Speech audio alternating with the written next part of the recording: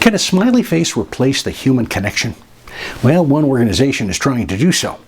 Watch this short video and find out how it's being received.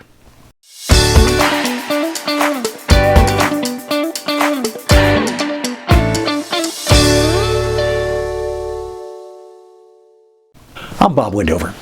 This situation came up in a conversation the other day with a client. Her organization has established an emoji process for employees to self-report on how they're feeling. A smiley face at one end of the scale and a poop emoji at the other.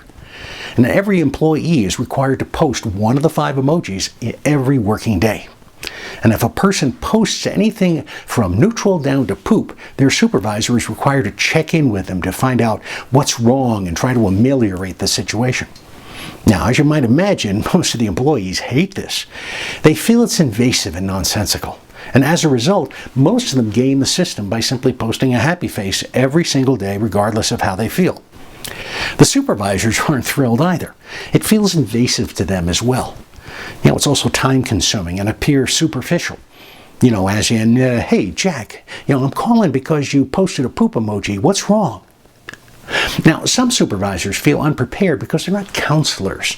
There's a reason why an employee might post an unhappy emoji, and that can range from everything from having to manage too much work to maybe dealing with something a lot more personal, like a sudden death or a divorce or something's going on in the family. The client posing this question wanted to know how to resolve this issue, especially since it originated with corporate human resources. She's a middle manager overseeing 7 people, but she's got a dilemma. On one hand, this practice is getting in the way of natural relationships and trust that are supposed to develop between supervisors and those they're managing. For both parties, it's a distraction and it impedes productivity.